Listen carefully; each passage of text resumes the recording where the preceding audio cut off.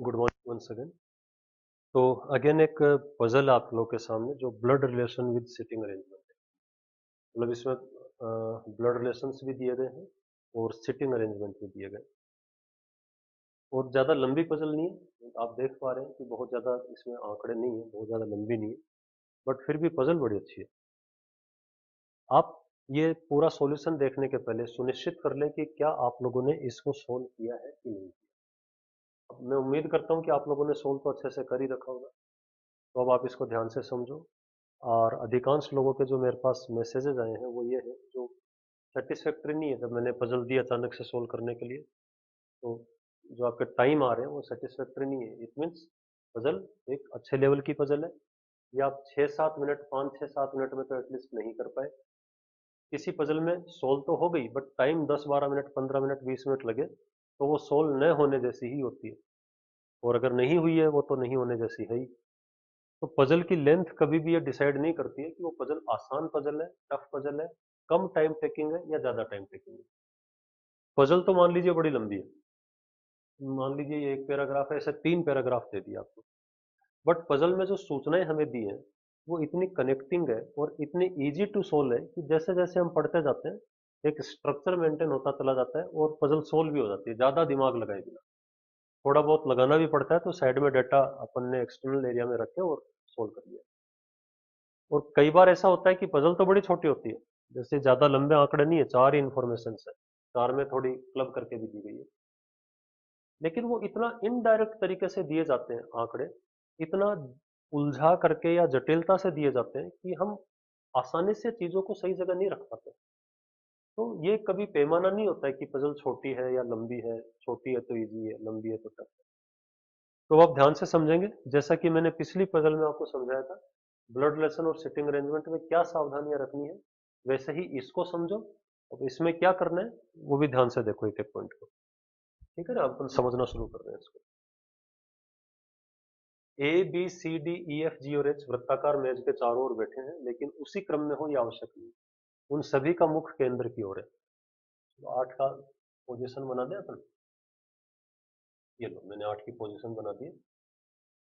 Then अब उसको solve करना शुरू करते हैं। सब सेंटर फेसिंग है तो राइट और लेफ्ट आई थिंक आपको क्लियर है। बी एच के पति के बाएं दूसरे स्थान पर है। देखो, बी एच के पति के, एच का पति, इट मीन्स एच महिला है और उसका पति कौन है इसकी यहाँ फिलहाल कोई चर्चा नहीं है, मतलब उसका नाम नहीं पता है हमें। तो बी एच के पति के बाएं से दूसरे स्थान पर है। अब ये कौन है एच का पति हम नहीं जानते। फिर मैं यहाँ पर एक बार तो लिख दूं, बी एच के पति के बाएं दूसरे स्थान पर है, तो बी को मैंने यहाँ मेंशन कर दिया। और फिर ये बोल रहे हैं कि कोई भी महिला बी की तत्काल पड़ोसी नहीं है। ये पूरा सेंटेंस मैंने एक साथ पढ़ दिया। तो इट मीन्स बी के पड़ोस में केवल और केवल पुरुष।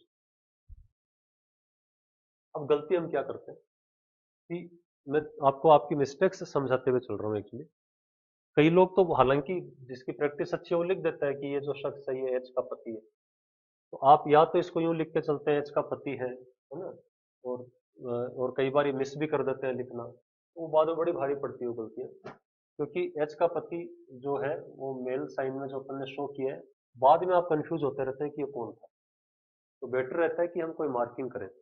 तो मैंने जैसा पिछली पजल में समझाया था, एच का पति किसी को मान लो, आप कोई सिंबल मान लो यहाँ पे। जैसे मैंने मान लिया है, एक ट्राइंगल में ले लेता हूँ कि एच का पति जो है वो ट्राइंगल है। ठीक है, तो वही ट्राइंगल यहाँ जरूर बनाओ। इट मीन्स एच का पति जो ये ट्राइंगल मैंने माना है वो ये शख्स है। Is it clear? I think यहाँ तक पॉइंट आपको समझ आ गया होगा। इसके बाद देखो, डी की बेटी एफ के दाएं से दूसरे स्थान पर बैठती है, एफ जी की बहन है और एफ एच के पति की तत्काल पड़ोसी नहीं है। अब यहाँ क्या क्या चीजें दी है, एक तो डी की बेटी। तो अब ये एक अलग डायग्राम चल रहा था, आगे एक और चीज हमें दे दी गई है। तो डी की बेटी कौन है, अगेन नहीं बताया। एफ के दाएं दूसरे स्थान पर बैठती है और एफ जी की बहन है। अब ये भी एक फैमिली डायग्राम ही दे दिया ना, फैमिली डायग्राम का एक पार्ट दे दिया। बट इन सब में कहा मैनेज होगा नहीं दिया, तो इसको भी साइड में लिख के छोड़ दो। एफ जी की बहन है। यहाँ ध्यान दीजिएगा, एक एरिया सुनिश्चित रखिएगा जिसमें केवल और केवल फैमिली डायग्राम के पार्ट्स चल रहे हो। वहां आपको केवल और केवल फैमिली डायग्राम बनाना है। ठीक है ना, उसमें सिटिंग अरेंजमेंट की एक्सटर्नल इंफॉर्मेशन को मिक्स नहीं करना है उसके अंदर, बाद में आपको तकलीफ देंगे। अब क्या क्या दिया है इसमें, डी की बेटी, कौन पता नहीं है तो अगेन मैं कह रहा हूँ कि मान लो, ज्यादा परेशान मत हो। डी की बेटी जो है, अपन कुछ भी नाम ले लेते हैं, जैसे ट्रायंगल है, कुछ भी ले लेते हैं, जैसे मैंने ले लिया यहाँ पे हेस ले लेता हूँ मैं, ठीक है, हेस का एक साइन ले लिया। तो जो डी की बेटी है वो एफ के दाएं दूसरे स्थान पर बैठी है, एफ के दाएं दूसरे स्थान पर, और एफ कहाँ नहीं है, एफ एच के पड़ोस में, एफ एच के पति के पड़ोस में नहीं है। एफ चूंकि एक फीमेल है तो एफ इस तरफ तो वैसे भी नहीं आ सकती थी, एच का पति ये है, एफ यहां भी नहीं आ सकती। आप चाहे तो इसको ऐसे क्रॉस करके एफ लिख लिया करो, अगर आप बिगिनर है, ठीक है, हालांकि मेंशन करना सही रहता है। एफ यहां तो नहीं है, इट मीन्स एफ यहां हो सकती है। अगर एफ यहां है तो उसके दाएं दूसरे स्थान पर डी की बेटी है, एक और छोड़कर डी की बेटी यहाँ पॉसिबल है, बिल्कुल है। एफ यहाँ लिखता हूँ तो एक छोड़ के डी की बेटी पॉसिबल नहीं है। एफ यहाँ लिखता हूँ तो एक छोड़कर डी की बेटी ये भी हो सकती है, ये हमें पता नहीं है ना कौन है, तो ये हो सकती है। इट मीन्स एफ और डी की बेटी को बिठाने के हमारे पास दो राहें आ गए, यहाँ पे दो रास्ते आ रहे हैं एक्चुअली। तो देखो मैंने आपको ये समझाया हुआ है कि जो आपका सिटिंग अरेंजमेंट अगर आप प्योर सोल्व कर रहे हैं, उसके साथ किसी चीज को मिक्स नहीं कर रखा आपने, तो दो रास्ते अगर बन रहे हो किसी स्टेज पर, तो फटाफट डबल डायग्राम मल्टीपल डायग्राम की जो थ्योरी है उसे यूज करना है और उस प्रॉब्लम से बाहर आ जाना है। ठीक है, दोनों सोल्व करते रहेंगे, एक कट हो जाएगा एक बच जाएगा। लेकिन इस पजल में गलती से भी ये काम नहीं करना है। क्यों नहीं करना है? अगर आपने इसमें डबल डायग्राम थ्योरी यूज करी, मान लीजिए आपने एक एक डायग्राम में, समझाने के लिए लिख रहा हूं मैं, एक डायग्राम में आपने एफ को यहाँ और डी की डॉटर एस को यहाँ लिखा, तो एक डायग्राम बनाकर एफ यहाँ, डी की डॉटर एस किसको लिखा, बी को लिखा, तो फैमिली डायग्राम भी पूरा बदल जाएगा। एक में डी की डॉटर बी आएगी, एक में डी की डॉटर यहाँ जो शख्स होगा वो आएगी। ठीक है, तो न केवल सिटिंग अरेंजमेंट डबल होते जा रहे हैं बल्कि फैमिली डायग्राम भी डबल होते जा रहे हैं। फिर इसमें कोई एक डबल सिचुएशन आएगी तो उसमें चार गुना बन जाएगी सिचुएशन। तो ये काम यहाँ कतई नहीं करना है। यहाँ हम एक्सटर्नल इंफॉर्मेशन को साउंड करेंगे, मजबूत करेंगे। मजबूत करने से क्या मतलब है, उनको क्लब करते हुए चलेंगे जहां तक हो सके। जो अपन ने एक थ्योरी समझ रखी है क्लबिंग की, उसको क्लब करते हुए चलेंगे और फिर इसको सोल्व करेंगे। तो ये काम यहाँ नहीं करना, बस इतना अपन ने लिख के छोड़ दिया है कि एफ जो है वो एच के हस्बैंड के पड़ोस में नहीं है, ये मेंशन जरूर करना है। ठीक है ना, वरना ये छोटी छोटी चीजें वो बाद में तकलीफ देती है। एक भी इंफॉर्मेशन ड्यू नहीं रहनी चाहिए, उसकी कहीं ना कहीं जगह जरूर बननी चाहिए कि यहाँ लिखा यहाँ लिखा।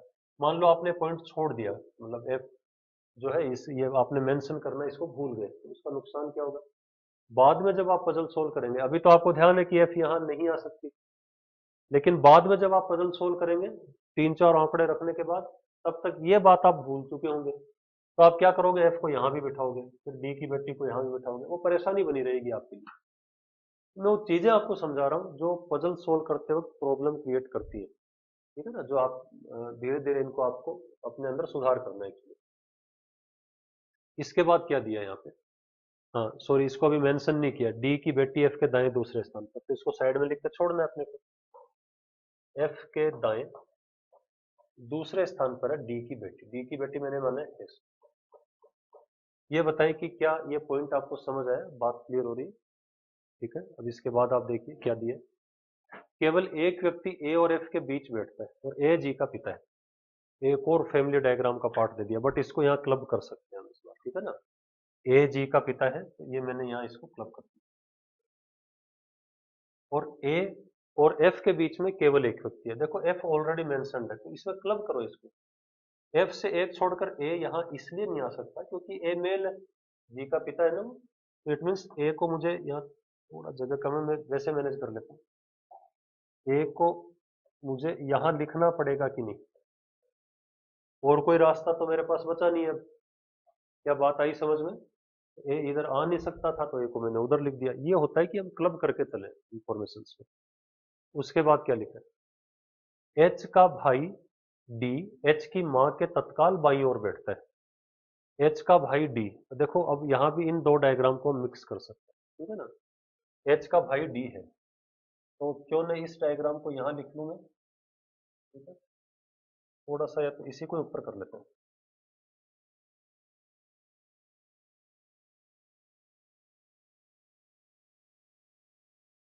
इसको तो यहाँ ले लेते हैं और इसको यहाँ ले लेते हैं। एच का भाई डी हो गया कि नहीं?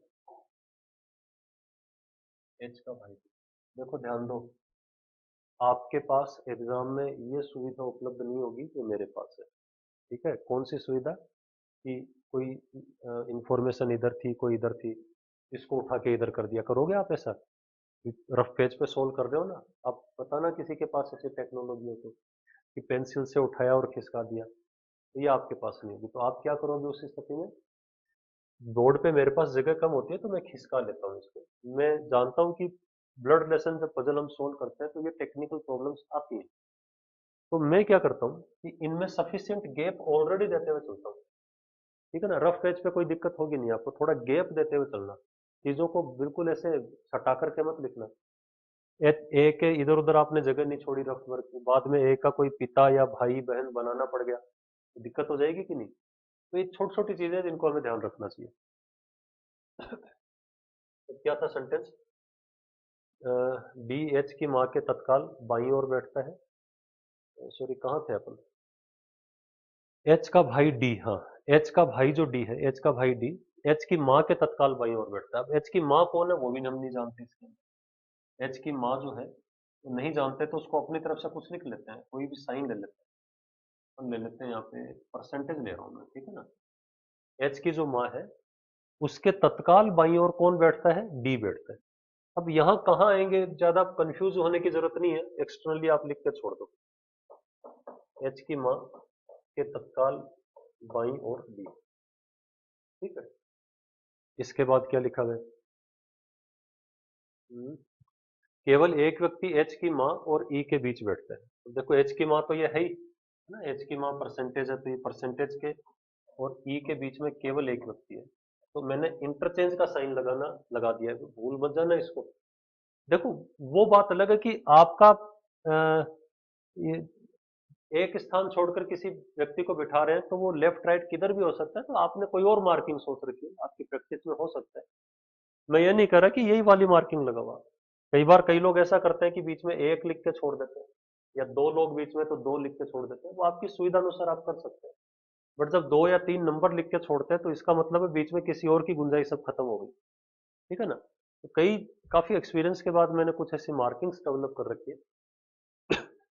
कई बार जो आपको थोड़ी सहूलियत देती है। कई बार हम क्या करते हैं, लिखने का टाइम बचाने के लिए मार्किंग को बहुत ज्यादा शॉर्ट कर लेते हैं। ठीक है, तो मैं हमेशा से एक बात बोलता हूँ कि पजल सोल्व करने का टाइम बचाना है, तो लिखने वाले टाइम को बचाने से कुछ नहीं होगा। सोचने वाला जो टाइम है उसे आपको बचाना पड़ेगा। लिखने में क्या, एक सेकंड का कुछ हिस्सा लगता है एक चीज को लिखने में। ये इतने सारे आंकड़े मुझे सिर्फ लिखने ही हो, सिर्फ लिखने हो, एक आपको इसकी नकल, मैं आपको बोलूँ इसकी नकल करो, लिखो फटाफट। अब 10-12 सेकंड में सारी चीज लिख दोगे, 15 सेकंड 20 सेकंड में लिख दोगे, 30 सेकंड में लिख दोगे, मान लो सारी चीजें भर गई तो नकल नकल ही तो करनी है। तो वो जो टाइम होता है ना लिखने वाला, वो टाइम टेकिंग नहीं बनाता है पजल को। सोचने वाला टाइम टाइम टेकिंग बनाता है। और सोचने वाले टाइम को रिड्यूस कौन करता है? लिखने का सिस्टमेटिक तरीका। तो जितना सिस्टमेटिक तरीका आप रखोगे उतना ही सोचने वाला टाइम घटेगा आपका। ये मेन थ्योरी, ये बेसिक सिद्धांत है जो ध्यान में रखो। केवल एक व्यक्ति ए और एफ के बीच, ये कहां तक पहुंच गए थे देखना पड़ता है। केवल एक व्यक्ति एच की माँ और ई के बीच बैठता है, तो ये मैंने यहाँ लिख दिया, इसको मेंशन कर दिया। ठीक है, इसके बाद क्या दिया है? केवल एक व्यक्ति एच और जी के बीच में बैठता है। केवल एक व्यक्ति एच और जी के बीच में, अभी चूंकि एच और जी दोनों की चर्चा नहीं है तो तीसरी नंबर इंफॉर्मेशन दे लेते हैं। एक मोस्ट इंपॉर्टेंट, अगर आपको किसी का जेंडर मालूम पड़ जाए तो वो जेंडर सब जगह मेंशन किया करो। जैसे बी का जेंडर पता पड़ गया तो यहाँ जरूर मेंशन करना है। जैसे एक छोटी सी सिली मिस्टेक देखो आप मेरी, कि एफ का जेंडर मैं जानता था कि ये फीमेल है, तो पढ़ाते हुए कई बार ध्यान नहीं रखता, अब खुद पजल सोल्व करें तो इस बात को ध्यान रखना है। एफ फीमेल है तो क्या हमने यहाँ इसे फीमेल शो किया? नहीं किया। कल को ये प्रॉब्लम क्रिएट कर सकती है अपने लिए कि भी ये नहीं किया, तो एफ को तो यहाँ भी सोच लोगे आप। ये यहाँ फीमेल तो शो कर नहीं रखा है, तो एफ को गलती से यहाँ सौंप लो। तो ये चीजें अपने को ध्यान में रखनी है, ये फीमेल है। देखो ध्यान दो, एच एक फीमेल है तो मैं एच को यहाँ फीमेल साइन जरूर लगाऊंगा। मैं वो टेक्निकल चीजें आपको समझा रहा हूँ जो दिक्कत करती है एक्चुअली बाद में, ठीक है ना, बड़ी प्रॉब्लम क्रिएट करती है। इसके बाद क्या लिखा है? इसके बाद लिखा है एच की माँ और ई के बीच बैठता है, ये अपन ने कर लिया। जी का जेंडर फिलहाल अपने को पता नहीं है ना। अभी पता नहीं है, आगे पढ़ते हैं पजल को। केवल एक व्यक्ति एच और जी के बीच बैठता है, कर लिया मैंने। जी सी की माँ है, अब पता चल गया। जी सी की माँ है तो जी माँ है सी की, ये मैंने फैमिली डायग्राम बनाया। और चूंकि जी फीमेल है तो बहुत ध्यान से सुनना, वही फीमेल साइन यहाँ जरूर लगाना है, क्योंकि सिटिंग अरेंजमेंट करते वक्त आप गलती कर दोगे, वरना फिर वो प्रॉब्लम क्रिएट हो जाएगी आपके लिए, आप फिर फंसे रहोगे। तो आपको जो ये पजल सोल्व नहीं हुई ना कई विद्यार्थियों से, वो ये वो महसूस कर रहे होंगे कि हाँ हाँ सर हमने ये वाली गलती की थी यहाँ पे, ये छोटी छोटी गलतियां हम पर भारी पड़ गई। अब इसके बाद क्या दिया है? जी ई का तत्काल पड़ोसी नहीं है, तो जी ई का तत्काल पड़ोसी नहीं है, तो ये मैंने इसको मना कर दिया। सी एच का पति नहीं है, तो सी एच का पति नहीं है, बाकी सूचनाएं खत्म हो गई है। तो सी इट मीन्स यहां नहीं है, ये सी नहीं है, ये तो बात क्लियर हो गई अब, ठीक है। तो ये पजल के आंकड़े अपने कंप्लीट हो गए। अब इसको अपन सोल्व करेंगे। ये एक फैमिली के लोग हैं और 8 लोग हैं। ध्यान दो, पजल में क्या होता है, एक तो ये सिटिंग अरेंजमेंट वाले कुछ 3 इंफॉर्मेशन है, एक तो अपन इनको वहाँ सोच सकते हैं रखने के बारे में। दूसरा, मैंने हमेशा एक बात बोली कि फैमिली डायग्राम जब आते हैं तो 2 या 3 टुकड़ों में उस परिवार का एक एक चित्रण हो जाता है अपना ना, 2-3 टुकड़ों में। तो उनको क्लब करो, एक फैमिली बनाओ, उनको एक डायग्राम बनाओ उनका। कैसे? ध्यान दो, एक चीज आप नोटिस करें, इस परिवार में कुल मिला के 8 लोग हैं, ठीक है। लेकिन यहां आप नोटिस कीजिए कि 5 तो ये है और 4 ये है। देखो जरा कितने बन गए? 9 बन गए हमारे पास में। 5 यहाँ है और 4 यहाँ, 9 बन गए। लेकिन लोग तो 8 ही हैं। इसका अर्थ क्या हुआ? आप क्या दिमाग लगाएंगे इसको लेकर के कि जी 5 ये 4 ये 9 है, तो इसका अर्थ ये हुआ कि इन 9 में से कोई एक शख्स तो ऐसा है जो कॉमन है। मतलब इस जैसे 4 लोग हैं इस परिवार के, इधर के तो सारे अपने को पता नहीं है ना, डी और एस तो पता है, बट ट्राइंगल, परसेंटेज और हेस की जगह कौन आएगा ये हम नहीं जानते। Is it clear? तो इसका मतलब है इस फैमिली का एक मेंबर यहां होना चाहिए, कॉमन होना चाहिए कि नहीं? ये कॉमन, इसका भी कॉमन का क्या मतलब हुआ कि जो एक मेंबर यहाँ है वो एक यहाँ भी होगा, वो तो चाहे इसका कॉमन ले लो चाहे इसका ले लो, लैंग्वेज कहने में कुछ भी कहने। अब ध्यान दो, उसको अगर आपने सर्च कर लिया तो बात बन जाएगी। एक चीज नोटिस करें आप लोग, ये कह रहे हैं कि एच का जो पति है वो सी नहीं है। अगर एच का पति सी नहीं है तो इसका अर्थ है एच का पति है तो इन्हीं में से कोई ना कोई। ये तो बात क्लियर हो गई। ये जो 4 शख्स हैं, इनमें से तो कोई एच का पति संभव नहीं है। एच का पति होगा तो इन्हीं में से कोई ना कोई। क्लियर? तो वो एच का पति होगा कौन? एफ फीमेल है, एच का पति नहीं हो सकती, जी नहीं हो सकती, सी के लिए मना कर दिया गया। इसका अर्थ ये हुआ कि एच का पति, ये कंफर्म है, ये तय हो गया है कि वो ए ही होगा। क्या ये बात आई समझ में? और एक चीज और समझो कि ए, एफ, जी, सी, डी और एच की चर्चा हो चुकी है, तो बचे कौन? बी बच गया और एक ई बच गया। बी और ई 2 शख्स बच गए, ठीक है ना। तो पहले तो अपन इसको मैनेज करते हैं कि एफ का, एच का जो पति है वो ए ही है, तो एक डायग्राम मैनेज करते हैं, फिर इस पॉइंट पे लेके आता हूं। अब यहां मैं ए कर देता हूं, इसको इस ट्राइंगल की जगह ए कर देता हूं। जैसे ही आपने ट्राइंगल की जगह ए अपडेट किया, इधर वाले ट्राइंगल को भी ए में कन्वर्ट करो, अदरवाइज आप गलती कर दोगे। तो ये छोटे छोटे पॉइंट है जो आपको ध्यान में रखने हैं। आ रही है बात समझ में? तो जैसे ही हमें पता चला कि ये वाला ट्राइंगल ए है, तो ये ट्राइंगल भी तो ए ही होगा। अब चूंकि ए है तो जी इसकी डॉटर हुई, एफ भी डॉटर हुई, और सी फिर उनकी भी संतान हुई। तो मैं इसको थोड़ा सा स्लाइड नीचे खिसका दूं। तो आई थिंक यहां तक का कॉन्सेप्ट अब आप सबको समझ आ गया होगा, पॉइंट ये क्लियर हो गया होगा। तो फैमिली के 8 लोग इकट्ठे हो गए, देखिए आप लोग, 3 3 6, एक 7 और एक 8। अब बी और ई 2 ही शख्स बचे, तो बी और ई 2 शख्स मान के चलिए वो यहीं आएंगे, या तो ये बी या ये बी होगी, दोनों ही फीमेल है, या ई इन दोनों में से कोई एक होगी।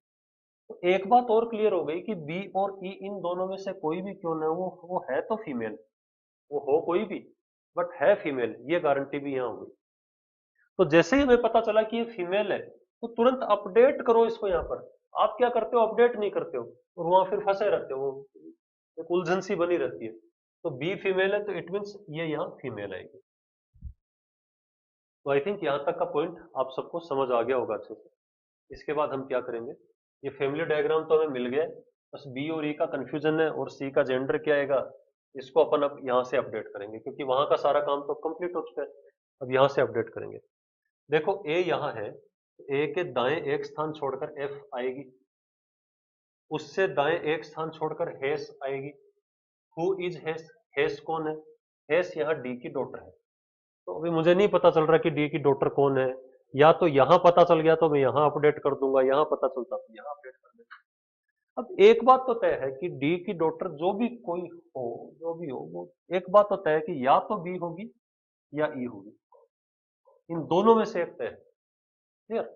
अब डी की डॉटर अगर यहां आएगी तो ये तो नहीं हो सकती, फिर बी तो नहीं हो सकती, इट मीन्स ये हैश कौन है फिर, ये निश्चित सी बात है कि ई है। ये जो डी की डॉटर है ये ई है, ई को मैं यहाँ अपडेट कर देता हूँ, तो ई।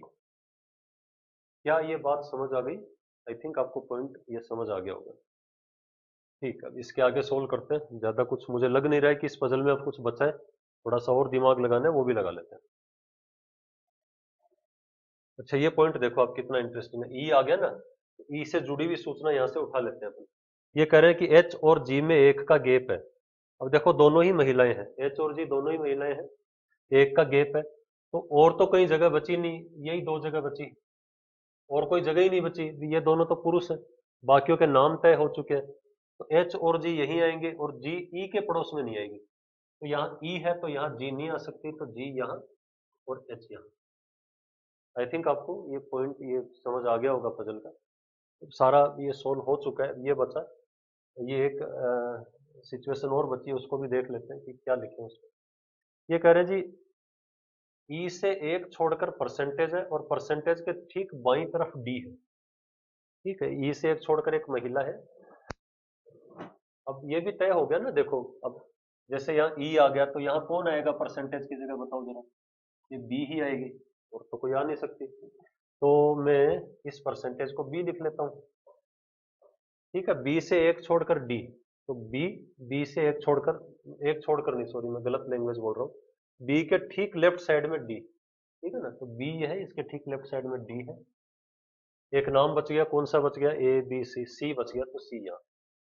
यहां से चीजें यहां अपडेट कर दो, कैसे अपडेट कर दो, सी मेल है तो ये मेल। तो आई थिंक आपको अब सारी पजल समझ आ गई होगी, सारा का सारा अरेंजमेंट हमने कर लिया।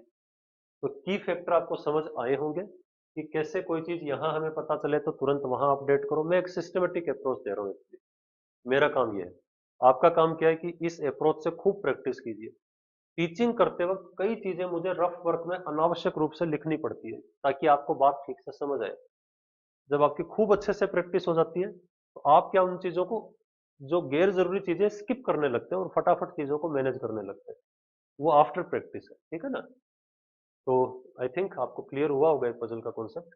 तो इसको यहीं जो है ऑफ कर रहे हैं क्लास को, बाकी बाद में नेक्स्ट क्लास में देखें।